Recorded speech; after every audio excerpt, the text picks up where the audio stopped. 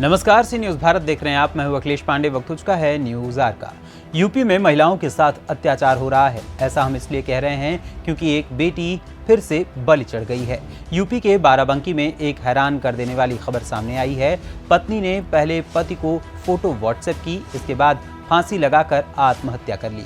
देखिए ये रिपोर्ट। बाराबंकी में एक विवाहिता ने अपनी जीवन लीला खत्म कर ली है। सफदरगंज थाना क्षेत्र के सैदनपुर गांव के राहुल कुमार की पत्नी शिवानी का शव शनिवार को कमरे के अंदर साड़ी के फंदे से लटका हुआ मिला था। बाराबंकी के थाना बदूसराय क्षेत्र रमसहा मौजा निवासी मृतका के पिता राकेश वर्मा ने दहेज के लिए प्रताड़ित करने का आरोप लगाते हुए पुलिस को तहरीर दी थी। पुलिस ने ससुर राम कुमार, सास संजू, दादी मीना देवी व 2 देवर अजीत व अमन के खिलाफ आत्महत्या के लिए उकसाने का केस दर्ज किया था। सैदनपुर निवासी राहुल वर्मा का विवाह 1.5 साल पहले बदूसराय थाना के राम सहाय की शालिनी से हुआ था। शनिवार सुबह शालिनी और ससुराल के लोगों के बीच किसी बात पर विवाद हुआ था। इस विवाद के बाद पति राहुल घर से चला गया। कुछ देर बाद ही शालिनी ने छत के छल्ले से दुपट्टा बांधा और फोटो खींचकर पति को व्हाट्सएप पर भेजा और खुद लटक गई। कुछ देर बाद आत्महत्या की सूचना मिली। युवती के पिता राकेश वर्मा ने पति को छोड़कर 5 ससुराली जनों के खिलाफ दहेज के लिए हत्या की धारा में केस दर्ज कराया है। मृतका के पिता का कहना है कि शादी में 8 लाख रुपए का दहेज दिया गया था, लेकिन ससुराल वाले लगातार 5 लाख और मांग रहे थे और इतना पैसा देना उनकी बस की बात नहीं थी। आखिरकार दहेज के लोभियों ने बेटी को मारकर फांसी के फंदे पर लटका ही दिया। विवाहिता के मौत के बाद पीड़ित पक्ष ने सफदरगंज थाने में तहरीर दी और दहेज के लोभी और पुत्री के हत्यारों को गिरफ्तार व सजा दिलाने की मांग की। लड़की का नाम शिवानी है, उसके पिता का नाम है राकेश वर्मा।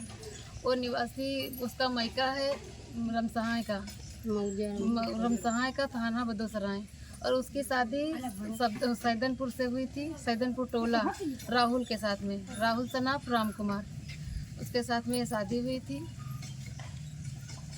उसके बाद में जब शादी हुई, शादी होने के बाद में फिर इसकी 5 फरवरी सन 2022 में इसकी शादी हुई। फिर इसके ससुराली जन इसको प्रताड़ित करते रहते थे कि दहेज हमको और चाहिए, दहेज हमको और चाहिए। और दहेज में इन्होंने 8 लाख रुपए दिए थे।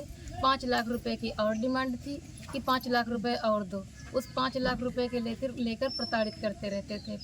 20 दिन पहले बिटिया को घर छोड़ गए थे कि हमको 5 लाख रुपए चाहिए। फिर उस बिटिया ने बताया, रो रो के बताया कि हमको 5 लाख रुपए चाहिए।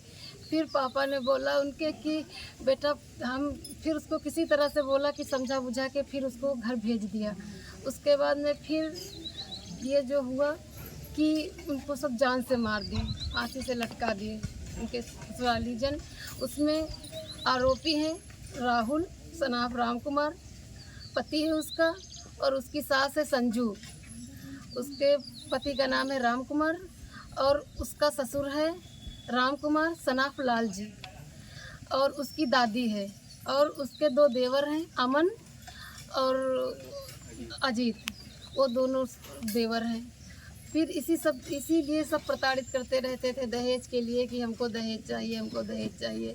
इसीलिए मारते पीटते थे सब। फिर सब लोग समझा बुझा के फिर उनको घर लेकर भेजते थे किसी तरह से, और ये नहीं क्लियर हो पाता था कि ये जान से ही मार देंगे। ये घटना कब हुई थी? ये घटना कल हुई है। आपको कैसे मालूम कि घटना घटित हो गई? किसी व्यक्ति ने फ़ोन किया कि आपकी लड़की ने फांसी लगा ली है। जब वहाँ पर मौके पर सब लोग पहुँचे तो वो पूरा घर उनका सील था। वो वहाँ पर राहुल टहल रहे थे बाहर।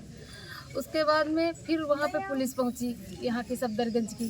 जब और वो गेट खुला नहीं, बंद नहीं था, जो दरवाज़ा था वो लॉक नहीं था, मेन गेट बंद था।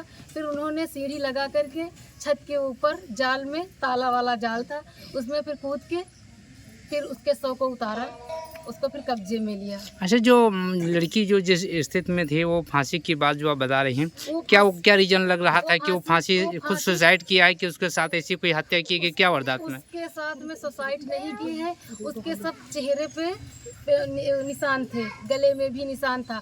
उसका जो फांसी का फंदा था उसकी गांठी यहाँ पर थी, उसका ये ऐसे जबड़ा लटका हुआ था। हमारे पास फोटो है, फोटो हमने खींच ली थी। हम आपको भेज देंगे। तो आप क्या महसूस कर रहे हैं कि वो लड़की खुद सुसाइड नहीं की? आपका कहना यही है? हमारे कहना यह है कि लड़की हमारी सुसाइड नहीं कर सकती है, उसको मारा गया है, दहेज के लिए उसको मारा गया है। तो आप क्या चाह रहे हैं? न्याय? हमको न्याय चाहिए, हमको न्याय चाहिए बस। बाराबंकी से सी न्यूज़ संवाददाता विजय की रिपोर्ट। देखा जाए तो जहां सरकार एक तरफ बेटी बचाओ बेटी पढ़ाओ का ढिंढोरा पीट रही है, तो वहीं दहेज के लोभियों द्वारा बेटियों को फांसी के फंदे पर लटकाया जा रहा है।